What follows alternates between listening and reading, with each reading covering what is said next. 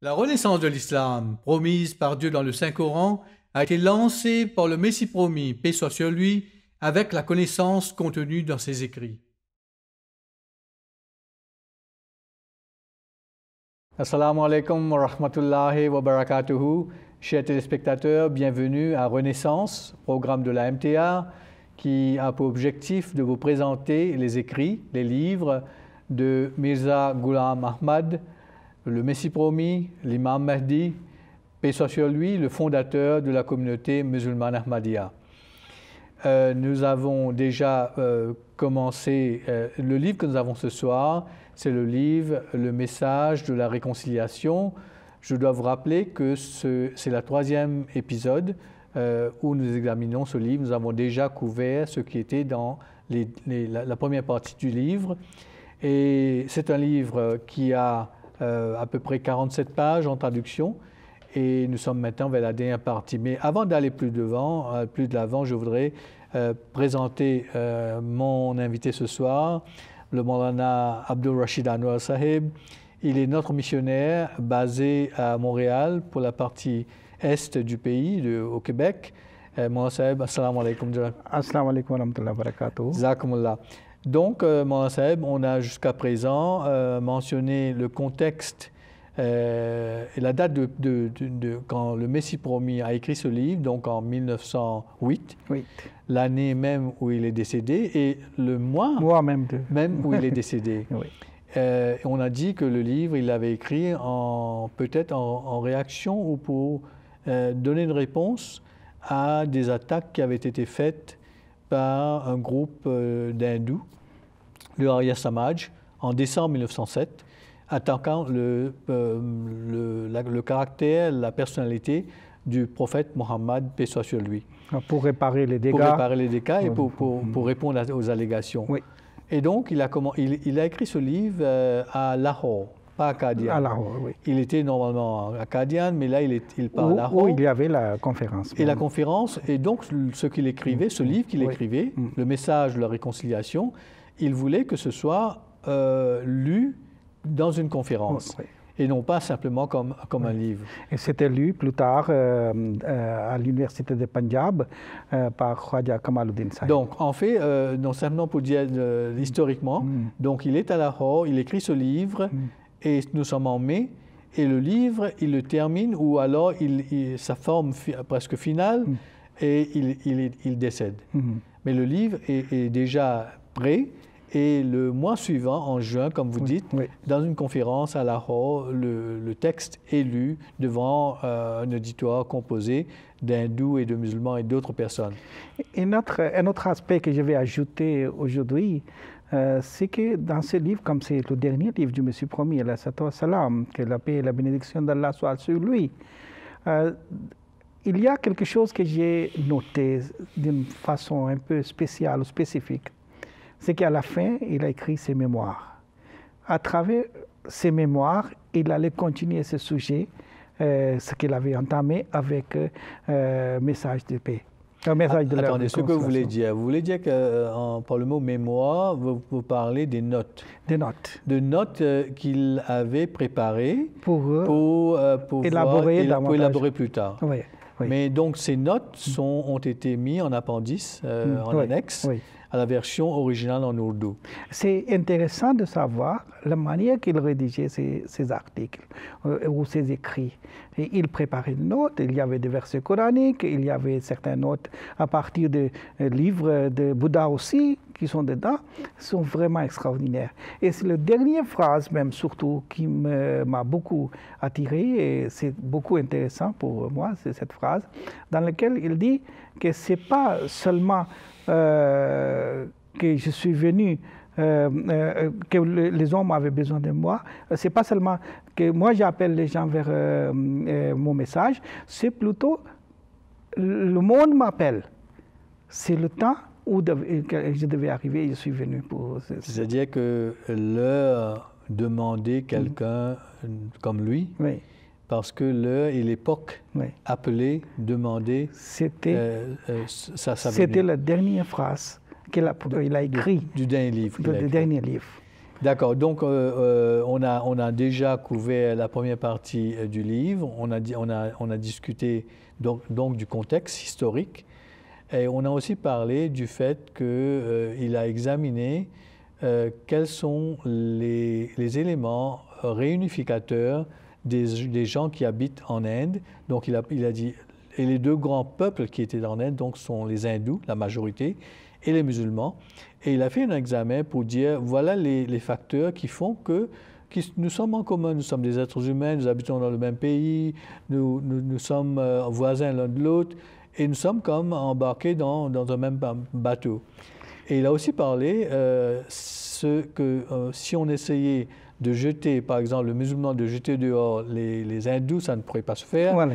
Et vice-versa. Oui. Donc, de cette façon, ils étaient condamnés à vivre ensemble, oui. Et donc, il fallait trouver une façon de vivre en paix, en harmonie. Pourquoi ne pas vivre sur les points communs? Exactement. Et donc, il a soulevé ça, il a indiqué ces points communs, et en même temps, il a dit que la religion que nous pratiquons, l'islam, c'est une religion de réconciliation. Ce n'est pas une religion qui vous pousse. Et les raisons sont quoi? Parce qu'il dit que le prophète de l'islam et le livre de l'islam, tous les deux sont des réunificateurs. D'accord. Donc là, vous êtes en train de mettre de l'avant l'idée que le Messie promis met de l'avant cet argument que l'islam est en soi a les moyens, a les arguments pour pouvoir réunir tout le monde, ouais. Pour réunir tous les peuples, toutes les religions. Et en plus, il a fait une déclaration très forte. Cette déclaration, il dit qu'aucune religion n'a pas fait. C'est quoi la déclaration? Il dit, c'est mentionné dans le Saint-Coran, et vous n'allez pas trouver cette déclaration dans les autres livres. Il dit, Auzubillahi minash shaitanir rajim, La nufarriqu bayna ahadim minhum wa nahnu lahu muslimun. Al-Imran 84. À un autre endroit, La nufarriqu bayna ahadim min rusulihi. Avec ces versets coraniques, c'est-à-dire que nous n'allons pas faire la différence. Vous avez des saints parmi vous qui sont venus, et ces saints, nous les respectons, nous les croyons, ça fait partie de notre foi de les croire, et nous le faisons. Et vous n'allez pas trouver d'autres religions qui peuvent faire la même chose. C'est pour cette raison, l'islam, c'est une religion qui réunit tout le monde, qui est une religion de réunification. En fait, il faudrait peut-être rappeler à nos auditeurs, ceux qui se sont joints à nous aujourd'hui, que dans le livre, le Messie promis a déjà parlé du fait que, par exemple, Krishna, le prophète des hindous, l'islam le reconnaît comme étant un prophète de Dieu, béni, paix soit sur lui. La même chose pour Bouddha, paix soit sur lui, que lui aussi, le Coran indique qu'il était un prophète. Baba Nanak aussi. De même pour Baba Nanak, que lui aussi était envoyé de Dieu. Il était suscité par Dieu. Et pour tous les autres prophètes, maintenant, non seulement en Inde, il élargit le plateau pour dire que Dieu, et qui prend soin de nos besoins matériels. Il a parlé même de Zarathustra aussi. Oui, de Zarathustra. Donc, à travers, autour du globe, que Dieu a envoyé des prophètes partout. Et donc, pour retourner en Inde, et parce que les gens vont vivre ensemble, il parle maintenant des conditions qui ont été créées et qui causent des zizanies. Et là, il parle que les facteurs qui font cela, c'est le fait qu'il y a des attaques qui sont faites par les disciples d'une religion contre les saints fondateurs ou les hommes saints d'une autre religion. Et je vous laisse continuer. Et le Messie promis, après avoir présenté ses arguments, il a dit, je vous lance un défi. Présentez-moi une religion ou l'enseignement d'une autre religion qui vous présente de la même manière les critères avec lesquels vous pouvez réunir les gens. Ces critères vous aident à vous réunir sur une plateforme. Et je voudrais peut-être attirer l'attention dans le monde d'aujourd'hui. Ce livre a été écrit en 1908. Nous sommes aujourd'hui en 2015. Donc ça fait 107 ans plus tard. Ce qui est intéressant de voir, c'est qu'aujourd'hui, en Occident, il y a des attaques un peu partout, en Occident et même ailleurs, contre l'islam, ses enseignements, donc le Coran, et contre la personnalité du prophète Mohammed, paix soit sur lui, comme étant facteur de zizanie, facteur de désordre.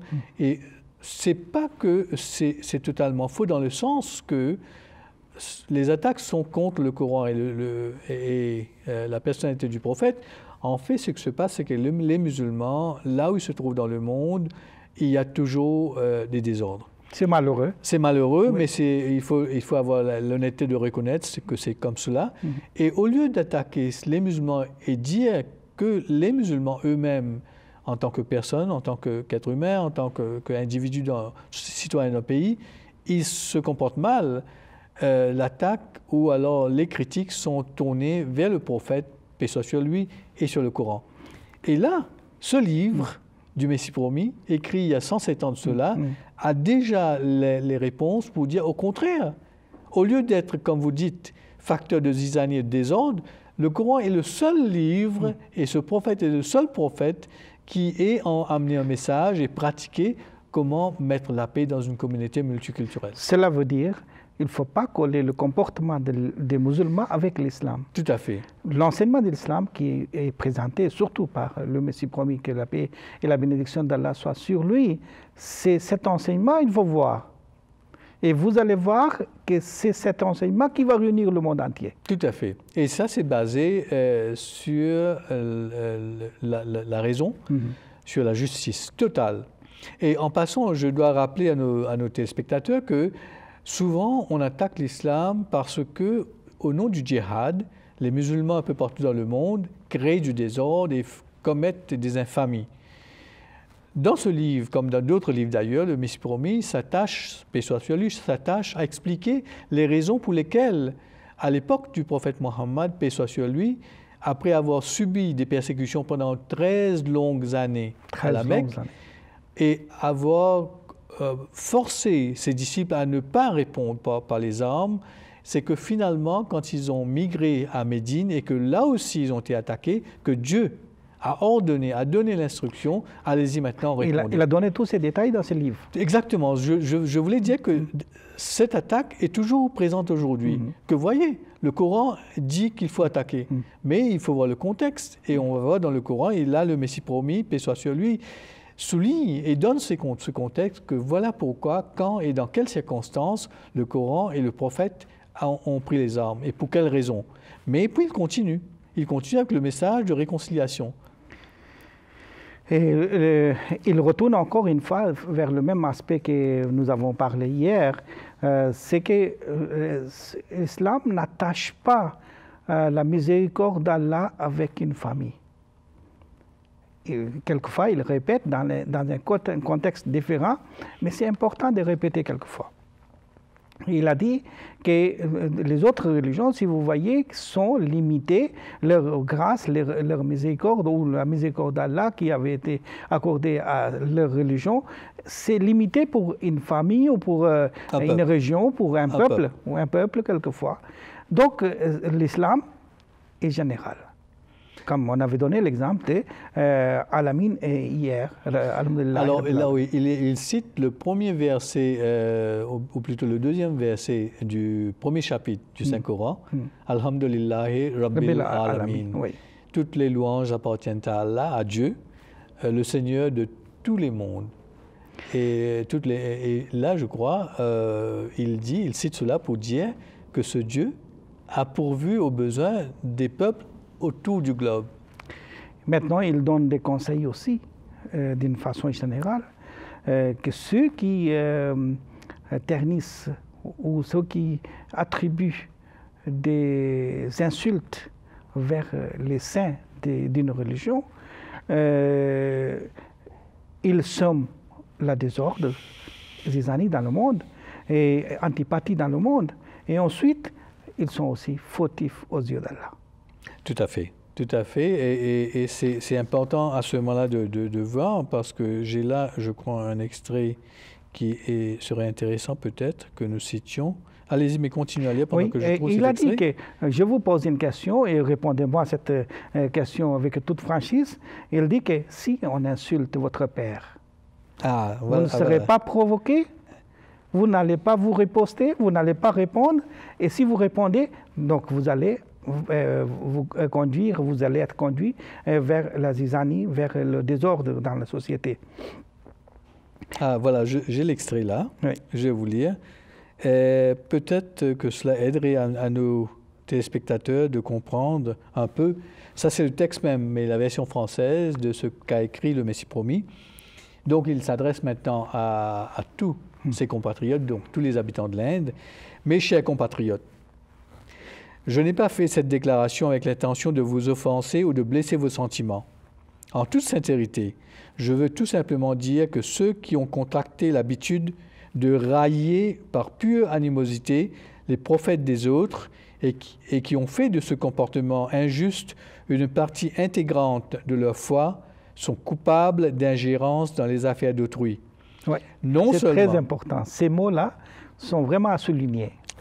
Vous avez raison. Oui. Et comme on en discutait tout à l'heure, dans cette phrase, il dit « Ceux qui ont contracté l'habitude de railler par pure animosité les prophètes des autres et qui ont fait de ce comportement injuste une partie intégrante de leur foi, de leur religion, sont coupables d'ingérence dans les affaires d'autrui. » Et je disais que dans le monde où nous vivons aujourd'hui, au XXIe siècle, en 2015, en Occident, une grande partie de ces sociétés sont devenues presque athées. Ils sont culturellement juifs ou chrétiens ou hindous, ceux qui habitent en Occident. Mais dans la pratique, il n'y a pas beaucoup de... Donc, ce n'est pas exactement une partie intégrante de leur foi, mais une partie intégrante de leur culture, de ce qu'ils appellent nos droits. Nous avons le droit d'insulter, nous avons le droit à la liberté de la parole, donc vous ne pouvez pas m'imposer de ne pas dire quoi que ce soit contre votre prophète. Et c'est la même chose que dit le Messie promis ici. On peut même substituer dans leur foi, mais parce qu'aujourd'hui la foi c'est un peu culture, un peu civilisation. Mais vous allez constater encore un aspect vis-à-vis de ce que vous venez de dire. Quel est le comportement de l'islam par rapport à ça? Vous savez que c'est clair et sûr et certain que la position des idoles mentionnées dans le Saint-Coran est clair que ce sont des choses qui ne peuvent pas avoir la vérité. De toute façon, oui, parce que de toutes les façons, la base même du credo de l'islam, c'est qu'il n'y a qu'un seul digne d'être adoré avec Dieu, il n'y a personne d'autre. C'est la base de l'islam. Mais malgré cela, pour la réconciliation, ou réconciliation plutôt, Allah dit dans le Saint-Coran, وَلَا تَسُبُّ الَّذِينَ يَدْعُونَ مِن دُونِ اللَّهِ فَيَسُبُّ اللَّهَ عَدْوًا بِغَيْرِ عِلْمٍ. N'insultez pas les idoles des autres, bien parce qu'en retour... Bien vrai qu'ils ne sont pas vrais. Malgré le fait, qu'ils ne sont pas vrais. Mais vous ne devez pas insulter. Parce qu'en retour... Est-ce que ce n'est pas la base pour la réconciliation? Tout à fait. Si vous insultez les idoles, eux aussi, ils vont commencer à insulter votre Dieu. Et vous n'allez pas supporter ça. Lorsque vous n'allez pas supporter, vous allez être provoqué, vous allez contribuer dans la zizanie, dans le désordre de la société. Donc, ce que nous essayons, le Murabi Sahab essaye de faire comprendre, c'est le fait que, malgré que dans l'islam, l'idolâtrie est absolument un non. La base même de l'islam, c'est qu'il n'y a nul n'est digne d'être adoré excepté Dieu. Malgré cela, Dieu dit dans le Coran aux musulmans, n'insultez pas les idoles d'autres nations. Parce qu'en retour, eux aussi, ils vont faire la même chose envers Dieu. Ça va créer le désordre dans le monde. Mais là, pour terminer avec ce que je disais tout à l'heure, le Messie promis, paix soit sur lui, dit, non seulement qu'ils sont pécheurs aux yeux de Dieu, ceux qui font cette chose, mais ils sont aussi coupables d'avoir semé l'hypocrisie et la discorde parmi les hommes.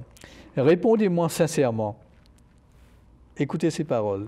Répondez-moi sincèrement. Il s'adresse aux hindous et aux musulmans et à tous les peuples qui sont en Inde. Répondez-moi sincèrement. Si quelqu'un insulte le père d'un autre ou qu'il calomnie sa mère, ne s'attaque-t-il pas en réalité à l'honneur de ses propres parents?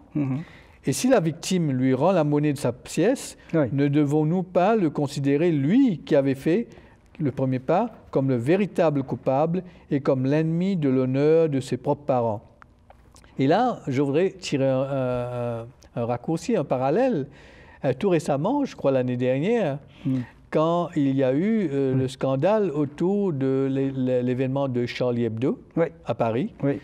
autour des caricatures du prophète Mohammed, paix soit sur lui. Exactement le même propos avait Oui, été et là, apparemment, le monde cultivé, civilisé, ont utilisé, ils ont brandi la pancarte de liberté d'expression.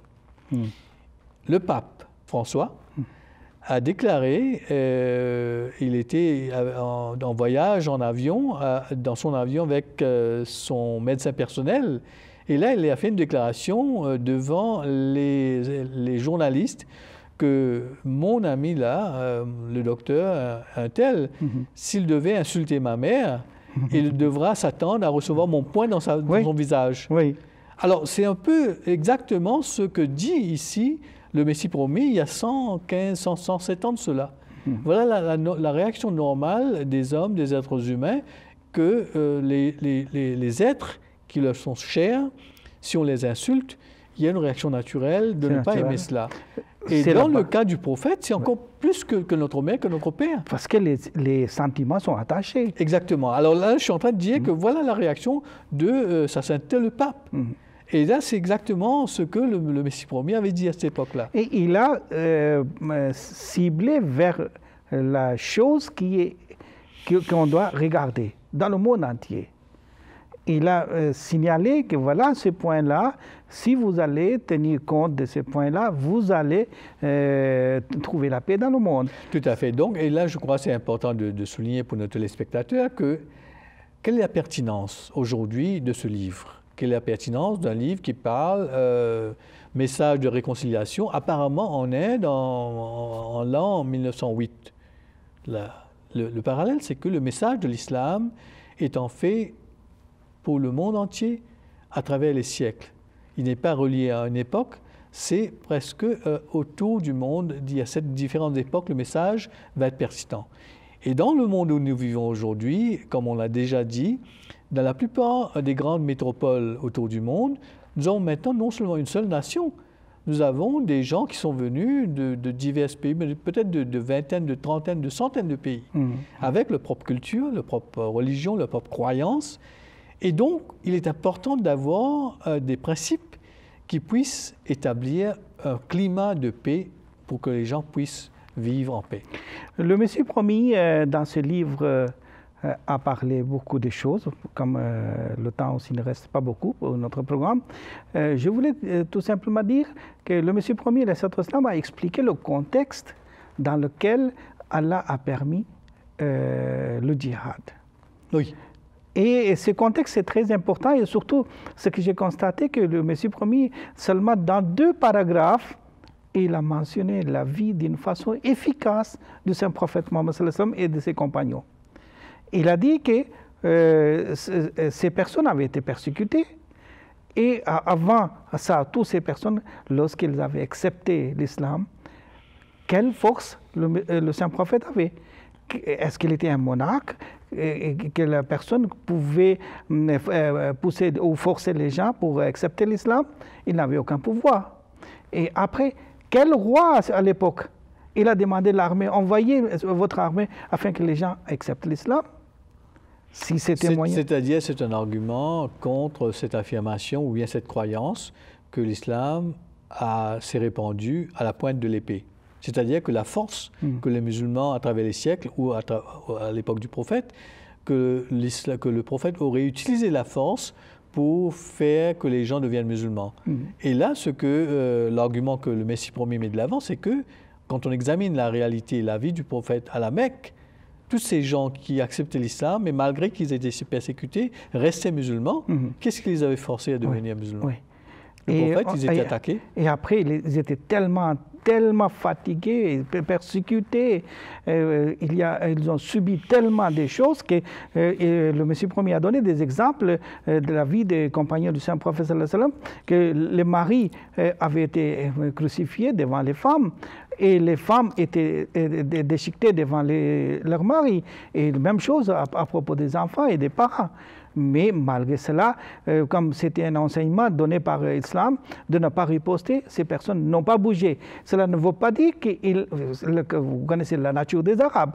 Ils avaient bien le pouvoir de riposter ou de dire des choses pareilles, mais ils ne l'ont pas fait parce que le prophète de l'islam et Allah n'avaient pas encore permis.